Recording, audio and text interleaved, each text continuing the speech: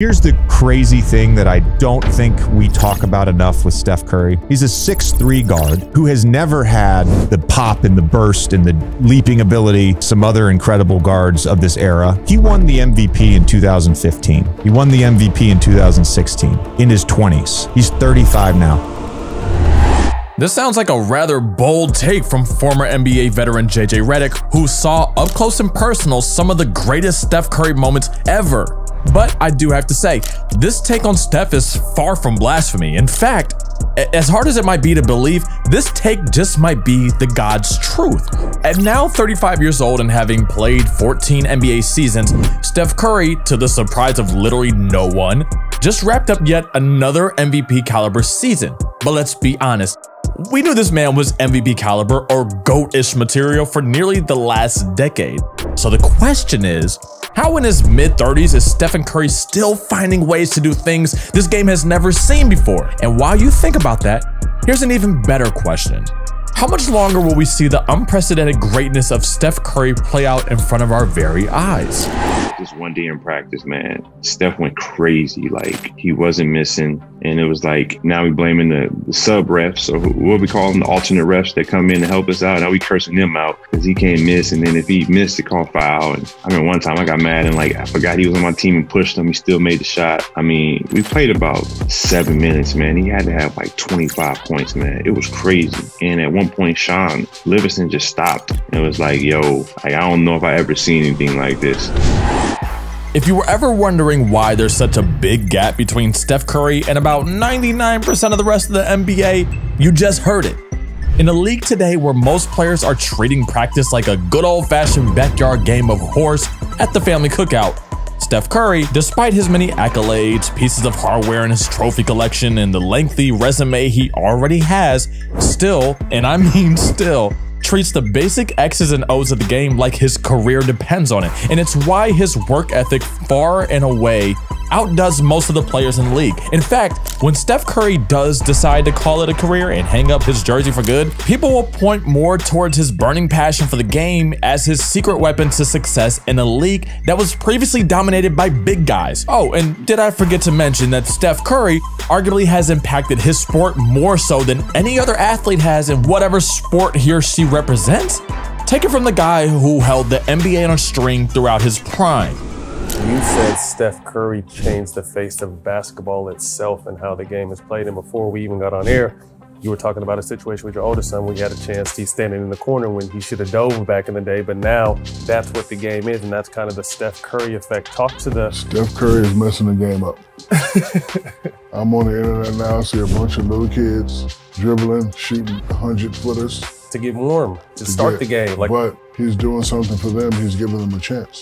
Some guys have their own special category that you can't mess with. For example, when it comes to the most dominant, Wilt, myself, the GOAT, we always got Kobe, LeBron, and Mike.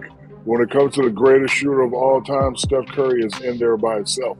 So does that make him top 10? In my opinion, it does. The legend of Steph Curry grew a dozen times more after he took home the 2022 NBA championship alongside his first ever Finals MVP award, which led to folks asking, is Steph Curry now a top 10 player in NBA history? Myself and a number of other avid basketball fans have come to grips with one thing.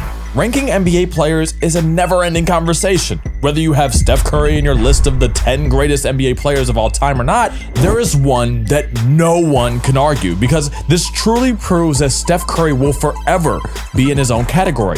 Like Shaq said, we've become so accustomed to Steph's greatness that even as he continues to do the unthinkable, we just accept it.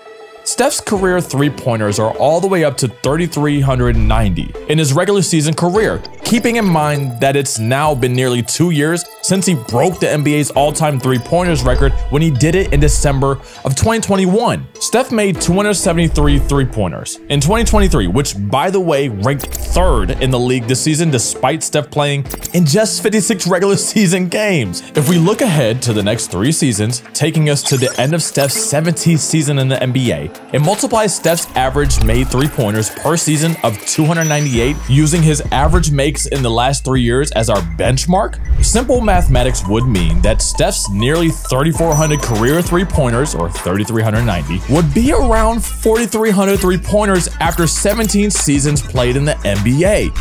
4,300 three-pointers made. And that's a more baseline estimate, not even taking into account that Steph could very well go off for 350 plus threes in any given season, and he could very well play past 17 years in the league. But just that number alone of 4,300 three-pointers would already put Steph Curry ahead of previous NBA three-point king Ray Allen by roughly 1,400 threes and over 200 fewer games played for Steph. Which means that if nothing happens to Steph Curry's right arm over the remainder of his NBA career, he'll have blown the three-point record so far out of the water that we'll wonder why we ever even had the conversation about who the greatest shooter of all time was. Which is why Shaq is precisely correct. No other NBA player in league history is so definitely superior in a single category or statistic the way Steph Curry is with the three-point record. Like, this guy is like, I mean, most of the time it feels like he's just like throwing that thing up, like it goes in every time. Like, he's just so incredible, you know. Like, and I think one of the things that we always done is like, yo, like we're gonna try to take the best player out. Like, that's sometimes it works, sometimes it doesn't. But especially with a guy as incredible as Curry, that's what you have to do. You have to, like, there's no. You can I can't just watch him just come off screens and shoot from like half court knowing that it's going in and still let him do it, you know. And you know, like, and I know sometimes it's like, oh yeah, you think he's far, but like, well, this guy is like a layup. So it's like you have to take away what he does best. And yeah, if you say something nice about me, I'll appreciate it. If you put me in a class of my own, I'd be beyond flattered. But if you're literally struggling to put into words how great I am, I'd be left speechless myself. Pascal Siakam isn't the only one. Steph Curry's way of revolutionizing the sport we all love has been mind-blowing, to say the very least. But let's put into perspective Pascal Siakam's take about Steph. Pascal is a star-caliber player in his own right, but when he went toe-to-toe with Steph Curry in the 2019 NBA Finals, he was just a pup at the time, at just 25 years old and in his third NBA season.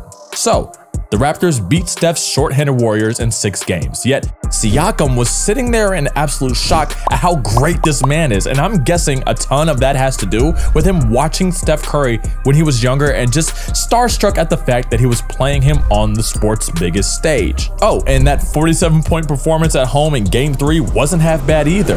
Just how much is that who you have to be and how exhausted are you after doing that on both ends of the court? Did y'all see that clip of J.R. Smith? You know, talking about Delhi? Did y'all see that clip? That's just real. it's real. I mean, obviously, you know, I didn't guard Steph the entire game, but like most of the first quarter, most of the fourth quarter, I guarded him. Yeah, that clip is real. What De'Aaron Fox was referring to was the story J.R. Smith once told about Matthew Dellavedova trying to guard Steph Curry in the 2015 NBA Finals and how Delly quite literally passed out trying to guard Steph. Well, there you have it. Fox just confirmed J.R.'s story in case some of you were maybe skeptical, but De'Aaron Fox perhaps suffered a higher grade of exhaustion just trying to keep up with arguably the greatest player ever at his position, in Fox's first ever trip to the NBA playoffs, mind you. So how about that for a warm welcome? In recent years, Curry's peers throughout the league have stressed that his conditioning is perhaps even more impressive than his shooting. If Curry ever takes a break during an offensive set, it's usually just to make his defender think he's out of the play altogether. But as his defender cashes in on a deep breath or two, with his heart often racing a million miles an hour, Steph springs back into action and calls for the ball. And more times than not, he's already looking away and running back down the other end of the court while the ball is still just halfway before falling toward the rim, which is insane to me. What makes him so different? Yeah, I mean, everybody talks about doing the same thing. Like, that was the game plan. I mean, it's just 48 minutes of where is Steph? Like, you got to know where he is at all times, and just trying to find him on the court, make his life difficult. And so it's just that mental strain of where is he on the court? I mean, obviously, the way their offense is and the way he impacts the offense, like, he has so much gravity that it kind of opens up other things for everybody else too. So just find Steph. Now hold on to your seats for this next one, because imagine being so good So legendary that your peers began to rethink their entire approach to basketball just because of how good you are on offense, without even touching the basketball. Watching this light-skinned 6'3" flamethrower make shots from another planet is one thing, but seeing and marveling at how effective of an offensive talent he is before the ball even makes its way to him is a level of greatness probably no other player has reached. What Derek White just alluded to in his remarks tells you all you need to know about the mental and physical misery involved in trying to guard Steph Curry throughout the course of an entire 48-minute NBA game. It's inspiring guys at every position to follow the same path.